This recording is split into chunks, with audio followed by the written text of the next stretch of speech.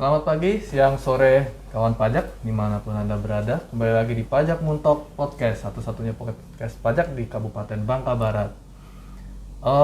Kalau episode sebelumnya kita kan udah bahas SPT tahunannya orang pribadi. Mungkin saya mau bertanya nih ke kawan pajak nih, udah pada lapor SPT yang pribadi belum? Kalau misal belum, ya untuk bulan April ini mungkin sudah terlambat ya.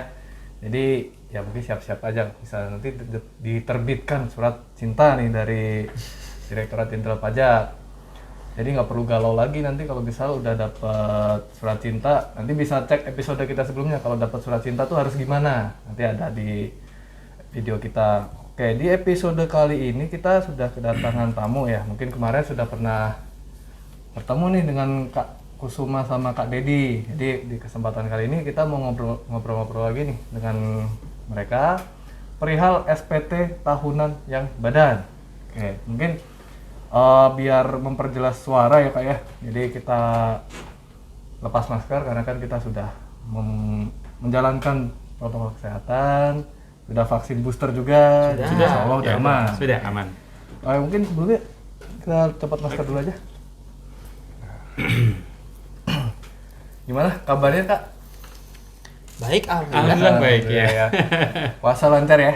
Alhamdulillah. Sampai sekarang masih kuat. Oke. Mungkin sebelumnya selamat menjalankan ibadah puasa juga bagi teman-teman pajak yang menjalankan. Oke, di bulan April ini kan kita lagi masa-masanya ya, mungkin masa-masa rame-ramenya di SPT tahunan lebih ke badan. Ya, Karena kan untuk orang pribadi kan sudah terlambat. Oke, mungkin kenapa sih kita kembali lagi nih ke pertanyaan yang sering kita sampaikan. Kok kita wajib lapor SPT tahunan tuh buat apa sih Kak? Oke. Mungkin kembali diingatkan ya Kak Toha ya. Kalau misal kita sudah punya NPWP nih, kalau misalkan sudah punya NPWP mungkin mereka akan mengiranya, waduh saya sudah punya NPWP nih berarti saya harus bayar. Sebenarnya tujuan utamanya itu bukan bayar. Kewajiban utamanya bukan bayar, melainkan kewajiban utamanya itu lapor. Mau nanti nihil, mau nanti memang ada yang pajak kurang dibayar, tetap itu lapor. Jadi kewajiban utamanya adalah lapor. Nah, untuk tujuannya sendiri itu SPT tahunan sendiri itu sama nih, kalau yang mungkin bisa nanti kawan pajak juga nih ngelihat di episode yang sebelumnya, yang SPT tahunan orang pribadi, bahwa SPT tahunan ini sebagai sarana untuk mempertanggungjawabkan dari selama tahun pajak berjalan, misalnya 2021, berarti selama tahun 2021 ini apakah ada kegiatan, apakah tidak ada. Nah, di situ dilaporkan menggunakan SPT tahunan ini kayak gitu. Jadi kalau misalkan nggak lapor SPT tahunan, makanya nanti bisa dapat surat cinta tuh. Nah, surat cinta itu karena nggak lapor, karena yang tadinya mungkin sudah tunggu-tunggu nih, sudah diberikan waktu sampai bulan April, mana nih kayak gitu kan. Ayo segera lapor, karena kalau misalnya nggak lapor nanti akan ada surat cinta kayak gitu. Jadi semua itu sifatnya kayak SPT, bahkan surat cinta itu kayak seperti sarana, seperti bentuk kalau mau lapor menggunakan SPT tahunan, dan itu merupakan suatu kewajiban. Ya layaknya hubungan ya Pak ya. Betul. Jadi kalau kita nggak dikabari kan galau tuh. Iya, betul. Hubungannya ngambek. Betul. Kayak gitu. Ini kan yang badan ya Kak, itu ada perbedaan nggak sih dengan yang SPT orang pribadi? Mungkin dari komponen isiannya atau mungkin dari apa aja sih yang dilaporkan? Komponennya? Iya. Ya, jadi begini kawan pajak sekalian ya. Jadi dengan SPT orang pribadi yang tempo hari sempat kita bahas ya kawan pajak sekalian, jelas komponennya berbeda, karena kalau kemarin kita bicaranya tentang kewajiban SPT orang pribadi, kalau sekarang kan badan. Nah, badan itu mungkin gampangnya orang kawan pajak yang istilahnya masih awam ya, mungkin tahunya badan itu adalah perusahaan ya.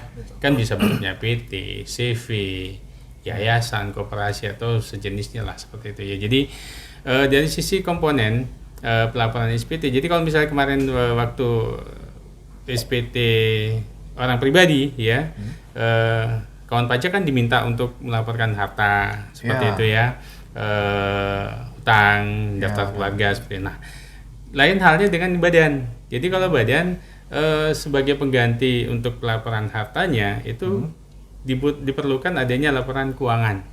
Nah, disitulah ya. Kalau untuk laporan keuangan, jadi minimal nih ya standar badan untuk laporan keuangan badan itu minimal adanya yang namanya laporan laba rugi dan neraca. Tuh, Minimal banget itu. ya, Pak ya? Ya, setidak-tidaknya ada itu. Jadi itulah yang menggambarkan posisi harta dan kewajiban. Jadi kalau di apa namanya di SPT orang pribadi mencantumkan harta dan kewajiban di form SPT-nya, tetapi kalau di SPT badan itu cukup dilampirkan dalam bentuk laporan keuangan. Nah, kemudian juga kawan pajak sekalian, kita kan banyak juga nih yang badan-badan yang sifatnya adalah UMKM. Ya, Nah, banyak, kalau yang kawan pajak sekalian yang perusahaannya masih masuk dalam kategori UMKM, itu juga diperlukan adanya yang namanya daftar peredaran bruto, ya, sebagai dokumen pendukung SPT-nya sendiri, seperti itu. jadi kalau bawa bukti bayar pun jangan masalah ya, tinggal kita scan. Nanti kan ada uploadnya ya kayak kalau nggak Iya, salah. iya betul. Kalau form yang digunakan sekarang udah Ya, bisa kalau diakses. form kalau kemarin kan kawan pajak yang statusnya orang pribadi itu SPT-nya adalah 1770 ya, ada kemarin sudah dibahas juga di episode sebelumnya ya, Kak Kusuma. Jadi ada yang namanya 1770 polos, kemudian 1770 S dan SS ya. Nah, kalau untuk badan kita mengenal formnya adalah 1771. Iya. Dan itu cuma satu-satunya. Jadi mau bentuknya PT, CV, koperasi itu sama. Namanya badan ya. Jadi formnya adalah satu. Ya, berarti baik dia profit atau non profit Betul. tetap sama aja ya. Betul. Cuma satu formulir Kak kalau untuk Iya. yang badan. Iya. Ya, mungkin tadi salah satunya juga kan mungkin di jangka waktu pelaporannya juga ya, Kak, ya. Iya. Oke, mungkin di sini kan kadang kalau ada istilahnya kredit pajak tuh ya kayak Iya, salah betul. lapor SPT apa ya, untuk mengurangi misalkan biasanya ada ketemu kurang bayar atau Iya, lebih betul. bayar. Itu apa aja sih yang bisa kita lampirkan selain tadi neraca atau laba ruginya? Nah, kalau untuk sebagai lampiran itu kan tadi sudah disebutkan sama Kak Dedi ya, ada namanya tadi laporan keuangan sama neraca. Laporan keuangan bentuknya neraca adalah laba rugi. Ya. Terus tadi untuk yang UMKM peredaran bruto mereka selama setahun, dan Ya. di peredaran bruto itu ada yang akumulasi nih PPh final UMKM yang sudah mereka setorkan per bulannya selama tahun pajak berjalan itu. betul. Nah, kalau di komponennya sendiri itu sebenarnya di pribadi juga masih ada untuk yang bukti Iya, bukti potong, ada betul. juga untuk di Iya, pribadi betul. kayak Betul gitu sekali. kan. Nah, kalau di badan ini juga ada. Nah, cuma bedanya mungkin memang kalau pribadi itu tidak banyak seperti badan yang Iya. menjadikannya sebagai kredit pajak, karena rata-rata untuk wajib pajak orang pribadi mungkin banyaknya pegawai ya, karyawan ya Iya. Mas ya. Yang SS sama S karena mereka langsung nihil nih. Nah, Iya. tapi kalau misalkan di badan ketika mereka sudah dipotong, mungkin mereka sudah dipungut nih atau dipotong Iya. dipungut, itu ada namanya bukti potong. Nah, kalau Ya. pungut itu contoh bukti pungut PPh 22 dan yang bukti potong itu PPh 23, itu nanti tinggal dimasukkan saja di lampiran 3 Lampiran itu di 3. SPT tahunan 1771 mereka. Nanti tinggal dimasukkan komponennya itu ada data NPWP pemotongnya, rekanan mereka, Ya. terus ada nominal transaksinya, penghasilan brutonya, terus nanti ada pajak yang dipotong atau dipungutnya berapa, Ya. nomor bukti potongnya, terus nanti juga masuk itu dimasukkan di lampiran tersebut. Terus nanti setelahnya itu dia akan langsung masuk ke bagian induk sebagai kredit pajak dan atau sebagai pengurang. Kalau misalkan mereka memang penghasilan selama setahunnya itu lebih besar daripada yang sudah Ya. dipotong, maka akan menjadi kurang bayar. Tapi kalau misalkan sama nih, bisa menjadi nihil. Tapi Ya. kalau misalkan ternyata memang penghasilan bruto selama setahunnya, kalau enggak dia ternyata UMKM nih Mas, Ya. terus dia sudah PPh final kan, udah bayar nih, tapi mereka ternyata sudah pernah dipungut. Nah, atas kredit pajak itu bisa menjadi lebih bayar. bayar ya, Kak, ya? Nanti bisa diajukan restitusi untuk kalau mau pengembaliannya. Kayak gitu. Kalau nanti prosedurnya ada di KPP ya untuk pengembalian. Betul, kayak gitu. Nah, sedikit menambahkan Mas Toha dan Kak Sumai. Jadi kawan pajak sekalian, sama halnya dengan SPT orang pribadi tempo hari yang kita bahas ya. Jadi penyampaiannya pun sekarang SPT badan pun juga sudah menggunakan e-form. Online, betul. Ya, jadi memang masih dimungkinkan untuk mengisi secara manual bagi Iya. badan WP badan yang belum pernah menyampaikan SPT SPT secara elektronik. Ya. Tetapi ketika sudah pernah menyampaikan SPT secara elektronik ya, maka sudah kewajibannya untuk menyampaikan SPT badan pun secara elektronik. Betul. Ya. Dalam hal ini adalah kita menggunakan sarana e-form. E-form sama dengan yang orang pribadi tipe 70 ya Mas Betul. ya. Menggunakan e-form. Jadi kalau di orang pribadi ada 1770 polos itu kan sudah Ya. pakai e-form ya. Nah, badan pun juga kita sudah menggunakan e-form. Jadi kawan pajak sekalian, silakan nanti ya buka akun DJP online-nya masing-masing, itu sudah disediakan Betul. oleh DJP e-formnya. Betul. Gitu. Dan Jadi karena jangka waktu April Iya, diharapkan agar tidak terlambat. Betul. Kayak gitu. Karena Iya. sudah online nih. Iya. Tapi waktunya masih sampai dengan April. ya, namanya juga online kan. Iya. Jadi Iya. sehari itu 24 jam, seminggu 7 hari. Jadi ya terserah mau di mana saja, kapan saja gitu ya. Kawan pajak bisa menyampaikan SPT tahunannya. Nah, tuh tadi informasi kan, karena lapor SPT kan sudah online nih, jadi kawan pajak tuh nggak perlu jauh-jauh ke kantor pajak untuk melaporan SPT. Apalagi kalau sudah online kan, misal hari Sabtu Minggu kan kita bisa lapor SPT juga dari rumah, Iya, tempat betul. tinggal. Dan kalau online kan, kalau denger-denger sekarang udah melalui PDF ya kayak formulirnya ya. Iya. Iya, betul. e-form itu PDF. Itu kan bisa diisi walaupun nanti tiba-tiba listrik mati, internet nggak ada kan masih bisa kita isi ya. Sebetulnya pengisian e-form ini Kak, bahkan itu tuh dia sifatnya offline. Tapi Offline, ketika ya? submitnya itulah yang Ah. dikirim menggunakan jaringan. Jadi misalnya udah unduh nih, ketika mati listrik ini bisa ngisi-ngisi dulu. Ngirimnya oke deh, kita nunggu malam, mungkin nunggu mati listrik. Yang penting tidak boleh terlambat atau melewati tanggal 30 April atau akhir 30 April April ya? 2022-nya ya, untuk yang tahun 2021. Jadi itu tadi, kemudian ini mungkin jadi pertanyaan penutup lah ya, atau mungkin informasi juga penting nih, karena yang sebelumnya kan orang pribadi kan sekarang terbit undang-undang baru ya Kak ya. Betul. Undang-undang nomor 7 yang harmonisasi peraturan perpajakan.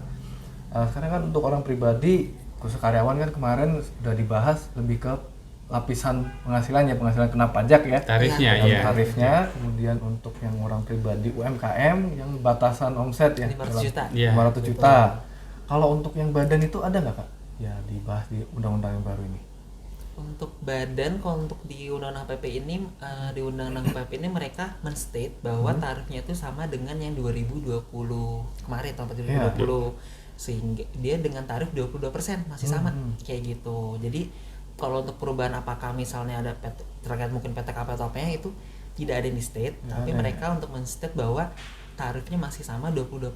Sehingga untuk mungkin kalau misalkan yang dengan omset masih di lapisan pasal 31E yang kapasitas 50%, sehingga nanti tarifnya masih dengan 11%.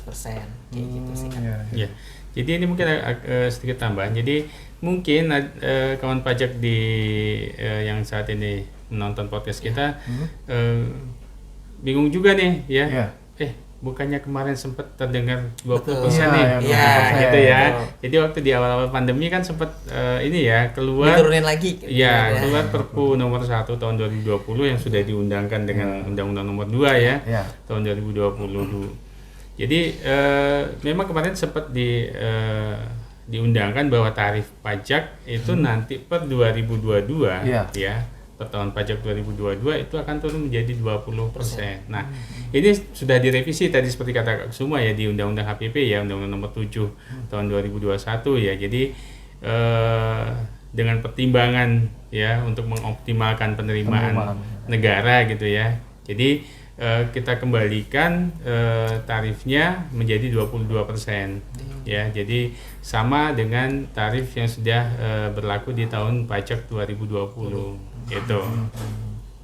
Tapi kalau untuk jangka waktu pelaporan nggak ada perubahan ya Kak ya? Jangka waktu Yang tidak tidak tetap ada, ya. 4 Jadi kita bulan. tetap mengikuti ketentuan Undang-Undang KUP ya. Jadi untuk jangka waktu pelaporan untuk SPT badan ya, kawan pajak sekalian jangan sampai lupa nih tanggal 30 April ya, masih kita tunggu. Ya masih kurang lebih 2 minggu lagi lah. Iya. Oke, kalau misal kan udah mau libur Lebaran juga, Nah, jadi betul, betul sekali. Dan paling yang perlu diingatkan kalau bisa dari sekarang, karena kalau semakin ke jatuh tempo Semakin jaringan mungkin takutnya lemot nih. Ya. Terus karena udah mau libur lebaran, waduh udah kacau nih, pikirannya sudah mudik. Iya. Nah kan, aduh kemarin udah lapar belum ya? Jadi kalau bisa kawan pajak lapor dari sekarang, karena kalau enggak bisa kelewat kayak gitu. Oke. dan kepikiran lapor SPT lagi, Betul. kita pikirannya beli nastar sama baju baru. Nah, Mau Lebaran ya. betul. Oke, ini mungkin lebih ke surat cintanya nih. sama orang pribadi sama nggak sih nominalnya? Kalau misal kita Surat terlambat cintanya? atau tidak? Tentu beda. Beda ya, Kak, ya? Beda. Kalau untuk mungkin kemarin sudah pernah juga ya kita state juga ya Mas ya kemarin di mungkin podcast sebelumnya dan juga kemarin kita pernah ada IG Live juga Kak di IG Live KPP Bangka. Itu mungkin kawan pajak bisa cek juga di Pajak Bangka karena sudah kami pasang juga di IGTV kami. Ya. Nah, itu untuk SPT Tawaran Badan, STP itu berbeda. Nominalnya sebesar 1 juta rupiah. 1 juta ya, Betul. 10 kali 10 lipatnya. kali lipat dari yang pribadi Kak. Di jangka waktu lebih dari sebulan tapi STP-nya mohon maaf 10 kali lipat. Oh, Gitu. itu lumayan juga. Lumayan banget. Bisa buat beli tiket nih Kak. Gitu Iya. buat mudik. Mhm. Kayak gitu. Jadi jangan sampai terlambat karena STP-nya lumayan besar banget. Dan surat cintanya tuh sayang juga kan bisa dipakai buat beli tiket lebaran, beli baju baru. Jadi Iya. ini mungkin masih 2 minggu nih. Betul. Bisa juga untuk kalau untuk operasional CV-nya juga kan ya Kak ya. Bisa lumayan banget itu. Jadi jangan sampai terlambat kawan pajak. Apalagi kalau CV-nya punya atau badan tersebut punya pegawai kan bisa buat bayar THR. Betul. Betul Sen. Oke, jadi ngomong THR mungkin masih lama ya. Oke, ini mungkin terima kasih ya Kak ya atas informasinya. Mungkin kalau untuk next episode kan di UHPP itu ada membahas tentang kenaikan tarif PPN ya. Betul. Iya Nah, betul. mungkin sedikit spoiler, nanti bisa ditonton di episode selanjutnya. Mungkin akan kita upload dalam jangka waktu dekat ini. Jadi bagi kawan-kawan pajak nih yang penasaran nih, kok denger-denger PPN naik. Nah, nanti biar tahu informasi lebih jelasnya nih bisa dicek. Selain PPN naik Kak, aplikasi fakturnya sudah yang terbaru. Oh ya, aplikasi juga. Betul, jangan lupa update kalau misalkan masih yang lama. Ya, nanti mungkin besok kita upload di episode selanjutnya. Oke, mungkin terima kasih ya Kakak Ya, atas sama-sama. informasinya. Sama-sama. Sebelum kita tutup mungkin bisa jargon dulu. Setelah saya bilang pajak sehat, kita bareng-bareng ngomong Indonesia maju. Oke. Oke, baik. Pajak sehat, Indonesia maju. Oke, terima kasih atas informasinya. Oke, sekian dari kami.